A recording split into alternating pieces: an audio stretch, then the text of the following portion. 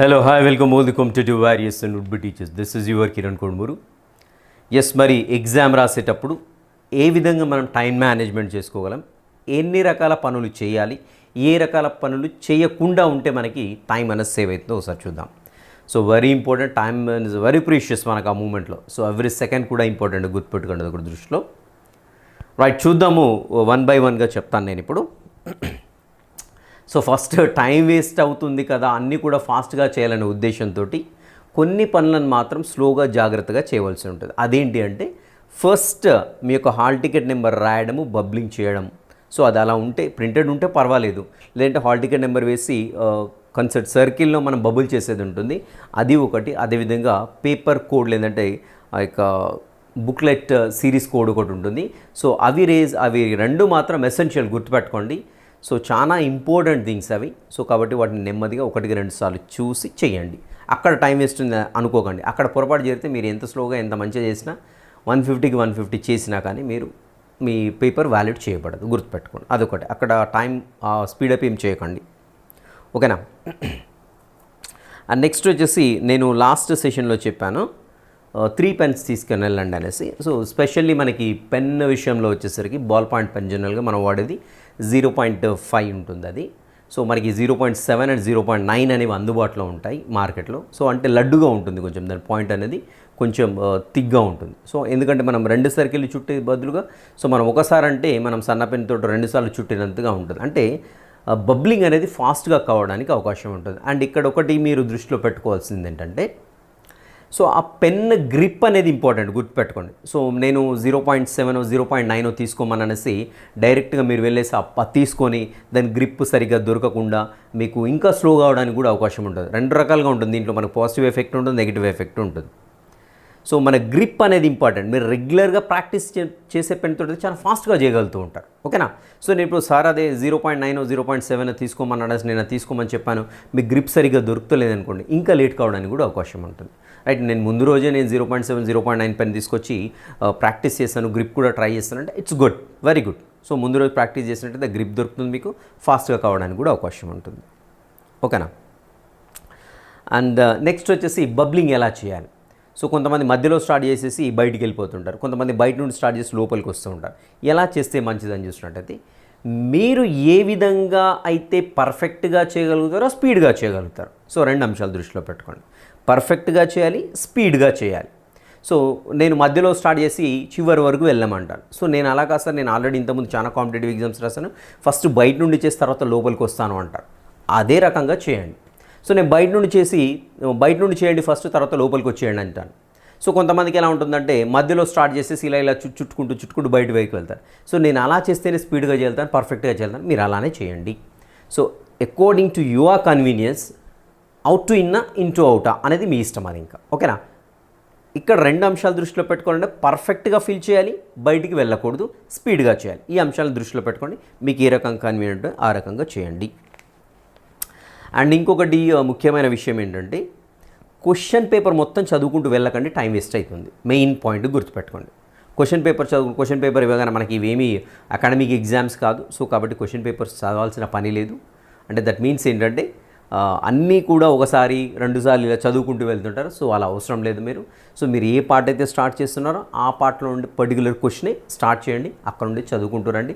అంతేకాని 1-2 సార్లు చదవాల్సిన పని లేదు, టైం వేస్ట్ అవుతుంది. బట్ మీరు ఫస్ట్ టైం క్వశ్చన్ ఏదైతే చదువుతున్నారో పర్ఫెక్ట్గా చదవండి, క్వశ్చన్ని పర్ఫెక్ట్గా అర్థం చేసుకోండి. ఈచ్ అండ్ ఎవ్రీ లెటర్ కూడా అబ్జర్వ్ చేయండి, చిన్న లెటర్లో కూడా ట్విస్ట్ పెట్టడానికి ఛాన్స్ ఉంటుంది. అండ్ మోర్ ఎవర్ ఆప్షన్స్ అన్నీ కూడా చదవండి. సో ఒక క్వశ్చన్కి 2 కంటే ఎక్కువ సమాధానం ఉండడానికి ఛాన్స్ ఉంటుంది. సో నియర్లీ ఉండేటువంటి అంటే చాలా ఇదే ఆన్సర్ అనేటువంటి సమాధానం కూడా ఉంటుంది. అలాంటి ఆప్షన్ ఖచ్చితంగా ముందే పెడతాడు. క్వశ్చన్ టక్మని చదివి అది పెట్టకండి. సో ఖచ్చితంగా 4 ఆప్షన్స్ ప్రాపర్గా చదవండి. అండ్ ఇంకా వచ్చేసి ఎక్కడ స్టార్ట్ చేయాలనేది వెరీ ఇంపార్టెంట్. నేను ఆల్రెడీ చెప్పాను, మీకు ఇష్టమైన సబ్జెక్ట్ ఏదైతే ఉందో, మీరు పర్ఫెక్ట్గా చదివిన సబ్జెక్ట్ ఏదైతే అక్కడ స్టార్ట్ చేయండి. సో ఉదాహరణకు నాకు బయాలజీ అంటే ఇష్టం, బయో సైన్స్ కాడ స్టార్ట్ చేయండి. సో ఇంకోతను తెలుగు అంటే ఇష్టం, తెలుగు కాడ స్టార్ట్ చేయండి. సో నేను సైకాలజీ అంటే నాకు చాలా అది సార్, నేను అక్కడే స్టార్ట్ చేయండి. మీరు ఎక్కడైతే ఇష్టంగా ఉంటారో, ఎక్కడైతే పర్ఫెక్ట్గా అనిపిస్తారో అక్కడ స్టార్ట్ చేయండి. ఎందుకంటే అది మనకు క్వశ్చన్కి ఆన్సర్స్ చేసుకుంటూ వెళ్తున్నాం, పాజిటివ్ వేవ్స్ చాలా, అసలు పాజిటివ్ ఎఫెక్ట్ చాలా ఉంటుంది బ్రెయిన్ పైన, గుర్తుపెట్టుకోండి. సో ఒక హ్యాపీనెస్ అనేది జనరేట్ అవుతుంది మనం తెలిసిన క్వశ్చన్లో ఆన్సర్స్ చేసుకుంటూ వెళ్ళినట్లయితే. సో అదో రకంగా ఉంటుంది ఆ థ్రిల్ అనేది. సో అది మనకి బ్రెయిన్ పైన పాజిటివ్ ఎఫెక్ట్ చూస్తూ ఉంటుంది. సో రికాలింగ్కి మనకి అండ్ మెమరీ రికాలింగ్కి ఎక్కువ దోహదపడుతూ ఉంటుంది, గుర్తుపెట్టుకోండి. పాజిటివ్ వేవ్స్ అనేవి జనరేట్ అవుతూ ఉంటాయి. అండ్ ఇంకా వచ్చేసి స్పెషల్లీ ఈ పాయింట్ అయితే బాగా గుర్తుపెట్టండి, క్వశ్చన్ మార్కింగ్, బబుల్ మార్కింగ్ అంటే క్వశ్చన్ మార్కింగ్ క్వశ్చన్ పేపర్లో.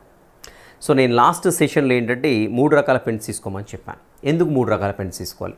మనం బబ్లింగ్ మాత్రం బాల్ పాయింట్, బ్లాక్ పెన్తో మాత్రమే చేయాలి. సో వేరాస్ క్వశ్చన్ పేపర్లో వచ్చేసి మీరు ఫస్ట్ ఆ క్వశ్చన్ పేపర్లో క్వశ్చన్లు చూసుకునేటప్పుడు, చదివేటప్పుడు మీరు 100% ఈ క్వశ్చన్కి ఇది ఆన్సర్ అన్నప్పుడు ఆ క్వశ్చన్కి ఆన్సర్ పెట్టండి, బబుల్ చేయండి అక్కడ, ఓకేనా? సో ఆ క్వశ్చన్కి ఏం చేస్తారంటే బ్లాక్ పెన్తో టిక్ పెట్టేసుకోండి, బ్లాక్ పెన్తో టిక్ పెట్టుకోండి. నెక్స్ట్ ఇంకో రకమైన క్వశ్చన్లు ఉంటాయి, అంటే ఆంబిగ్యూసీ ఉంటుంది. సో ఇవి 50% ఛాన్స్ ఉంటుంది. అంటే మనం ఒక 2 ఆప్షన్స్ ఈజీగా ఫిల్టర్ చేస్తాం, మిగిలిన రెండిట్లో డౌట్గా ఉంటుంది మనకి. సో ఆన్సర్ ఖచ్చితంగా ఈ రెండిట్లో ఉంటుంది, డౌట్గా ఉంటుంది. ఆ క్వశ్చన్కి ఆన్సర్ బబుల్ చేయకండి, బ్లూ పెన్తో టిక్ పెట్టుకోండి దానికి, ఓకేనా? సో బ్లూ పెన్తో టిక్ పెట్టుకుంటారు.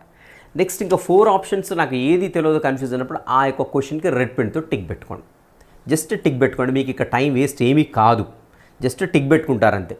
మీకు 50% ఆప్షన్స్ ఉన్నాయి, బ్లూ పెన్ తోటి పెట్టేసుకోండి, అంటే according to your convenience. So blue pen తోటి పెట్టుకోండి, అస్సలు తెలియని వాటిని రెడ్ పెన్ తోటి పెట్టేసుకోండి. సో పర్ఫెక్ట్గా చేసిన వాటిని బ్లాక్ పెన్ తోటి పెట్టేసుకోండి. సో ఎందుకు ఇలా అంటున్నామంటే చివరిలో మనకు టైం సేవ్ అవుతుంది. సో ఎందుకంటే మనం ఏ క్వశ్చన్ చేసాం, ఏ క్వశ్చన్ వదిలిపెట్టాం, ఎన్ని క్వశ్చన్లు 100% చేసాము, ఈ 100% చేసిన క్వశ్చన్ల తర్వాత మళ్ళీ ఏ క్వశ్చన్ చదువుకోవాలి నేను సెకండ్ టైం వచ్చేసినప్పుడు.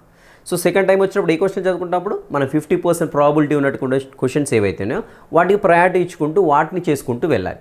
సో చివరగా అస్సలు తెలియని క్వశ్చన్లు చదవవలసి ఉంటుంది. అందుకనే వాటికి ఖచ్చితంగా క్వశ్చన్లని మార్కింగ్ చేసుకోండి బ్లాక్, బ్లూ, రెడ్ పెన్ తోటి. సో టైం చాలా సేవ్ అవుతుంది, ఎందుకంటే సెకండ్ టైం మనము ఏ క్వశ్చన్ చేసామో ఏ క్వశ్చన్ చేయలేదనేది పర్ఫెక్ట్గా మనకి ఒక ఇండికేషన్ ఉంటుందన్నమాట, ఓకేనా? సో అది వచ్చేసి డెఫినెట్గా మీరు 3 పెన్నులు తీసుకొని మార్కింగ్ చేసేసుకోండి. అండ్ ఇంకా వచ్చేసి మీరు ఇక్కడ ఇంకొకటి వెరీ ఇంపార్టెంట్ పాయింట్ ఏంటంటే, సో మీరు ఒక క్వశ్చన్ చేశారు, దానికి బబుల్ చేశారు, తర్వాత నాకు ఇది కాదు వేరేది అనిపిస్తూ ఉంటుంది, అప్పుడు ఆన్సర్ ఇది కాదు వేరేది. ఏం చేయాలి? అప్పుడు మీరు ఆల్రెడీ పెన్ తోటి బబుల్ చేసి ఉంటారు.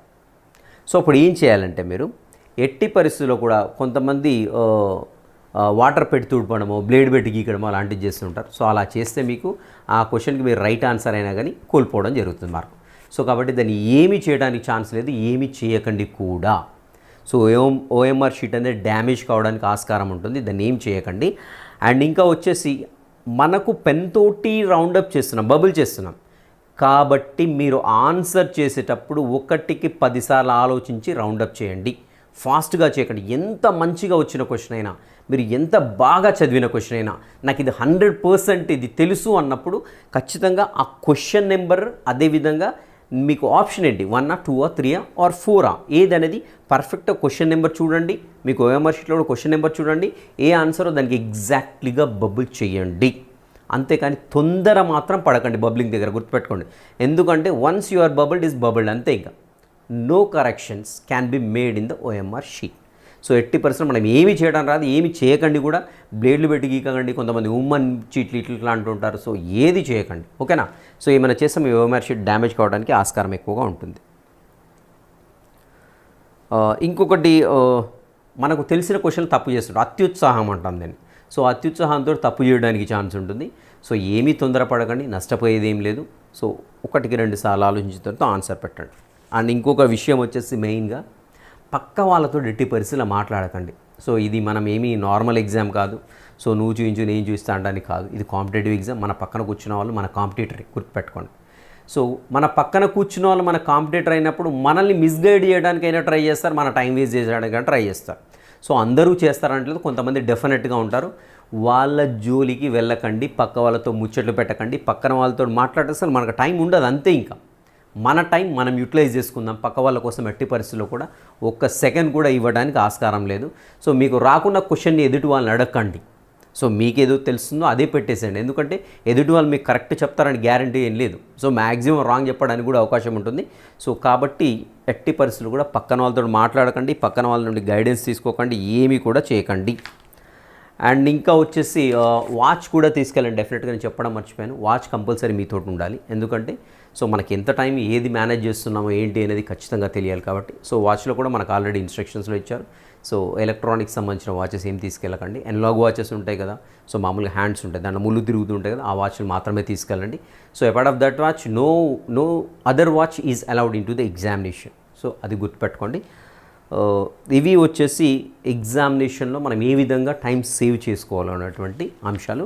అండ్ ఇంకా మీకు ఏమైనా తెలిస్తే మనకి గ్రూప్లో షేర్ చేయండి, లేదంటే కామెంట్స్లో పెట్టండి. వేరే మన ఫ్రెండ్స్ చూడటానికి వాళ్ళు కూడా తీసుకోవడానికి ఆస్కారం ఉంటుంది. ఓకే, ఇంకా ఏమైనా టెడ్ ఎగ్జామ్కి సంబంధించిన డౌట్లు ఉన్నట్లయితే నాకు ఈ మధ్యాహ్నంలో ఇంటిమేట్ చేయండి. సో నేను దాన్ని అయితే ప్రయత్నిస్తాను చేయడానికి. I wish you all the success. ఖచ్చితంగా మీరు టెన్షన్ పడకండి, ఇది మాత్రం మెయిన్ గుర్తుపెట్టుకోండి. సో టెన్షన్ పడితే ఉన్నైపోతాయి. సో ఏమవుతుందంటే మనం తప్పు చేయడం నష్టం, మనకు ఫస్ట్ టెన్షన్ పడకుండా ఉండాలంటే గుర్తుపెట్టుకోండి ఒకటి, రిజల్ట్ గురించి ఆలోచించకండి. మనము చదివాము, అక్కడ ఎగ్జిక్యూట్ చేస్తున్నాం అంతే. రిజల్ట్ వదిలిపెట్టేసండి. 100 వస్తాయా, 120 వస్తాయా, 10 వస్తాయి, 20 వస్తాయి, రిజల్ట్ గురించి ఆలోచిస్తే మనకు టెన్షన్ స్టార్ట్ అవుతుంది. సో మనకి ఇప్పుడు 10 20 వచ్చాయి అనుకోండి, ఫర్ ఎగ్జాంపుల్ ఒక 10 20 మార్క్స్ వచ్చాయి, మనల్ని బయటికి పోగానే ఊరైతే తీయరు కదా, చంపేయరు కదా. సో కాబట్టి కూల్గా ఉండండి, కూల్గా ఉండేసి కూల్గా రాయండి. సో మనము చదివింది ఎగ్జిక్యూట్ చేస్తున్నాము అంతే. సో రిజల్ట్ గురించి నన్ ఆఫ్ అవర్ బిజినెస్, తర్వాత వచ్చినప్పుడు చూసుకుందాము. సో దాని గురించి ఇప్పుడు ఆలోచిస్తే ఉన్న ఎగ్జామ్ డిస్టర్బ్ కావడానికి ఛాన్స్ ఉంటుంది. I wish you all the best. డెఫినెట్గా ఖచ్చితంగా ఎగ్జామ్ మంచిగా రాస్తారు, మంచి మార్క్స్ వస్తాయి. I wish you all the best. Have a great day.